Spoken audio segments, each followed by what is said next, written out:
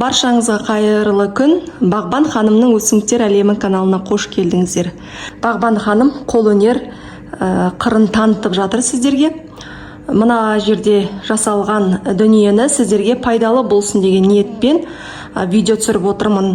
Бұл жерде қазақтың ұлттық бұйымдар тақырыбында осындай макет жасалынды. Қызымыз екеуміз жасадық. Қазір ютубты ашып қарасаң, интернет желісін ашып қарасаң, киіз үй жасау немесе киіз үй макетін жасау деп іздесең, ақпарат өте аз. Болғанның өзінде сапасы нашар және түсініксіз. Сондықтан сіздерге түсінікті әрі пайдалы, анық, сапалы видео болсын деген ниетпен байырғы қазақ немен айналысты, байырғы қазақтың тұрмысы қандай болды, соны барынша әдемі көркем етіп бейнелеуге тырыстым. Ең бірінші алғашқы көрсететін дүние ол бізде қазақтың киіз үйі. Бұл жерде киіз үйдің макетін жарты бөлігін алдым. Мендегі ең басты бағыт киіз үйдің ішкі көрінісін әрлендіру. Шынайы киіз үй қандай болады? Міне соның макетін барынша барлық детальдарын ескере отырып видеоға түсіруді жөн көрдім. Киіз үйіміздің басынан бастап көрсетейік. Ең бірінші шаңырақ. Жалпы шаңырақ, киіз үйдің шаңырағы қайың ағашынан жасалады екен. Қайың ағашы өте төзімді. Міне шаңырақ ағаштан жасалғандықтан шаңырақты барынша ағашқа ұқсатуға тырыстым. Қағаздан трубочка жасап, осылай трубочканы дөңгелектеп, және әр трубочканы осындай, әр трубочканы мынадай осындай арнайы жіп сатылады. Атауын қазір экранға жазып кетем. Осылай жіптермен орап шықтым, ыстық клеймен бекітіп шықтым. Менімше нағыз шаңыраққа ұқсап тұр. Одан кейін оғымызда қайың ағашынан жасалады, және оқты да барынша ағашқа ұқсатуға тырыстық. Оқты да дәл солай қағаз трубочкалерінен жасап, жіптермен орап шықтық. Және мына жалпы мына макеттің картоннан жасалып тұр. Қалың картоннан жасадым, және оқты бекітер кезде картонға зубочистканы тықтым. Жартылай зубочистка тықтым осы жерге дейін, және қағаз трубочканың ішіне де зубочистканы тықтым. Сол кезде мына екі ортада байланыс болып, оқтың құламауын, ұстап тұруын қадағалайды. Зубочистканың екі жағына да ыстық клей салдым. Сол кезде ыстық клей қатып қалады да, мына картондардың тесіктері болады ғой, сол тесіктерінде бекітіліп қалады. Қазір көрсетейін. Міне мысалға мынау картон деп алсақ, осы картонға мына жиектерін көріп тұрсыздар ғой. Осы жерге мына зубочистканы тығамыз. Зубочистканы тыққан кезде зубочистка ұсталады. Енді ыстық клеймен орнатасыз, сол кезде қатып қалады осы жерде. Целый үлкен зубочистка керек емес, зубочистканы тіпті 2-ге 3-ге бөліп тықсаңыздар болады. Осылай жартылай тығасыз, және мына жеріне қағаздан жасалған трубочканы клейге бекітіп барып тағасыз. Сол кезде сіздің оғыңыз ұсталады, ешқайда құлап кетпейді. Бұл да бір лайфхак.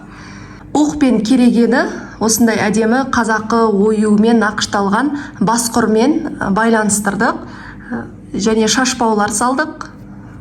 Бұл жерде төрде бізде сандық тұр. Ежелден ата-бабамыз сандықты төрде қойған, және сандықтың ішінде қымбат бағалы бұйымдарын, дүниелерін сақтаған. Сандықтың үстінде осылай жүк жиналып тұр. Бұның үстіндегі көрпешелер қолмен әдеміленіп тігілді. Мына жерде қарап тұрсаңыз, мынандай көрпеше бар әдемі. Дәл осындай басқа түсте көрпеше тігілген.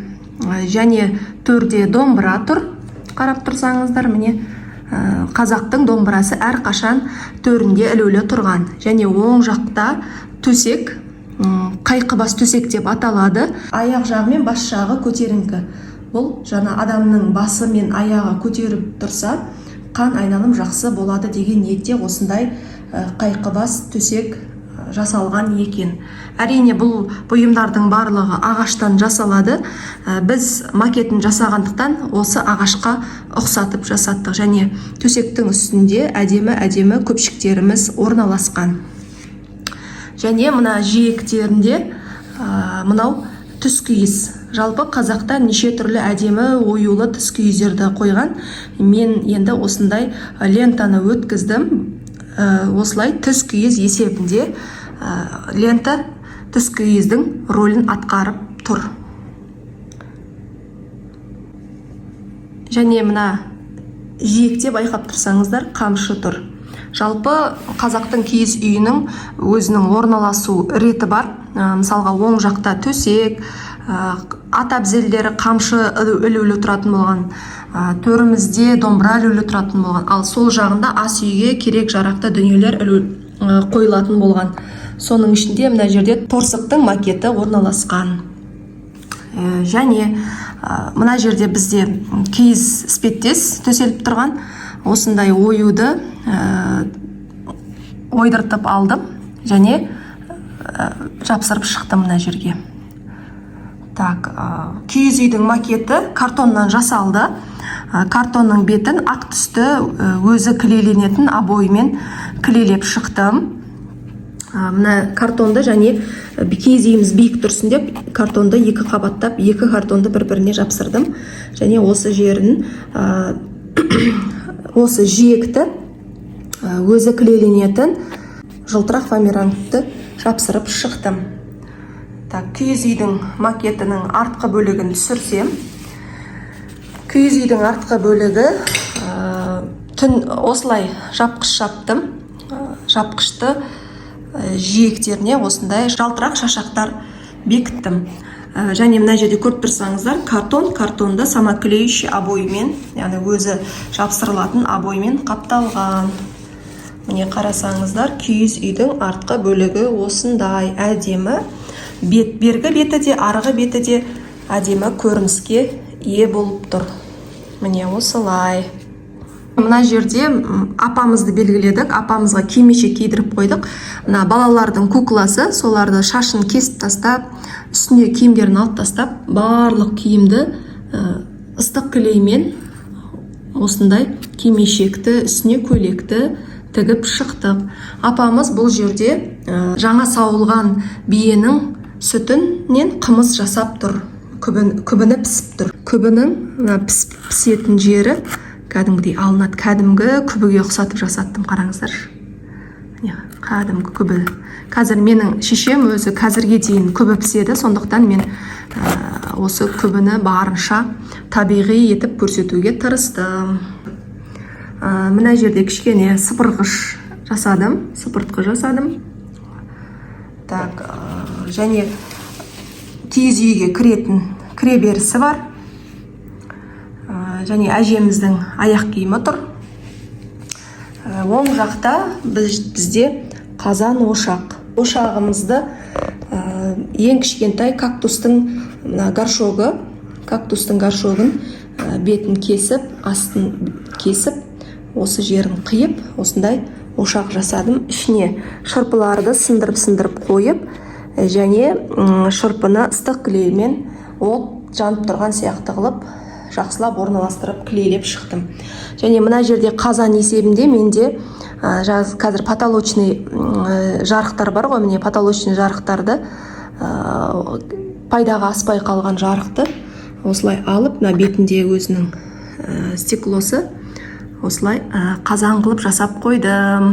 Мына түп жағын пластилинмен бекіттім. Және мынадай үйде жалтырақ жапсыратын нелер бар еді, солардан құлақ жасадым. Және мынаны шегені осылай майыстырып клеймен клейлеп қойдым. Барынша қазанмен ошаққа ұқсатуға тырыстым. Так, енді мына жерде әжейіміз бізде көбі пісіп отырса, атамыз жақсылап бауырсақпен шай ішіп отыр. Столды да картонмен жасадым, және картонның үстіне материалды осылай дастархан қылып бекітіп, жиектерін осылай шымшып, ыстық клеймен бекітіп шықтым. Ал мына шайнекті, бауырсақты қызым пластилиннен әдемілеп жасады. Пластилиннен жасап, ыстық клеймен бекітіп қойдық.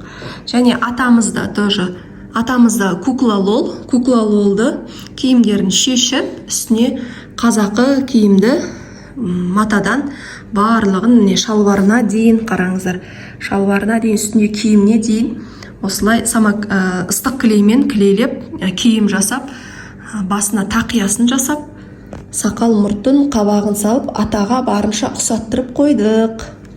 Астында ақ түсті көрпешеде отыр. Мына көрпеше кәдімгі көрпеше болып тігілген, жақсылап ішіне мақта салынып, нағыз көрпешеге ұқсатып, атамызды осындай табиғат аясында шай ішкізіп отырғызып қойдық. Одан кейін бие есебінде осындай атты алдым. Және одан кейінгі ең әдемі менің фишкам ол 6 бақан. Міне 6 бақан тіпті тербеледі. Бұл 6 бақанды үйдегі қажет емес қарындаштарды алып, қарындаштардың сыртына осындай жіппен ыстық клеймен жапсырып орап шықтым. Міне осындай барынша бөренеге ұқсатуға тырыстым. Және мына астындағы 6 бақанды картоннан жасап, жіппен бекітіп қойдым. Мән беріп қарасаңыздар, 6 бақанның жібі осындай дүниеге бекітіліп қойған. Яғни әрбір детальдар табиғи сияқты болып ескерілген.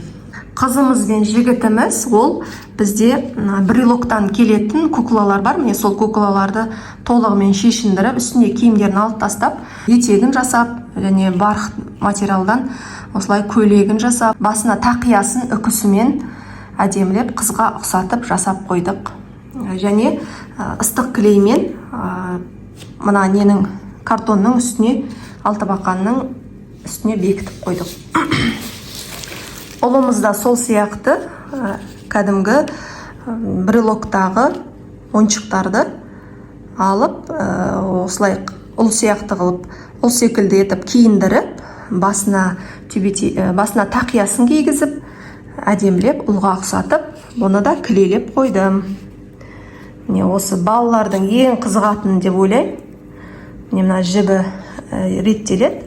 Сол 6 бақан, міне балаларымыз 6 бақанда әдемі болып ойнап тұрады. Міне ең бірінші осы макетті бастаған кезде мен 6 бақанды жасадым. Өзіме қатты ұнады, ойымнан шықты. Және мына жерді газон есебінде жасыл түсті фетрді алдым. Картонды қиып алып, картонның үстіне фетрді жапсырып шықтым. Міне осындай әдемі жасыл түсті, бүкіл біздің фонымызды жасыл түс ашып тұр.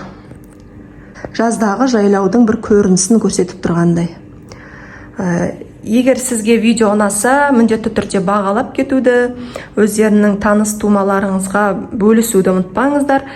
Бала бақша, мектепке бірдеңе жасау керек болса, міне осындай етіп жасасаңыздар болады. Керемет идея. Тіпті менен де өзгеше бір қосымша детальдарды қосып, бұдан да ерекше қылып жасауларыңызға болады. Осындай әдемі видео сіздерге пайдалы болады деген ниетпен түсіріп отырмын. Сондықтан міндетті түрде бағалап кетуді ұмытпаңыздар. Сау болыңыздар.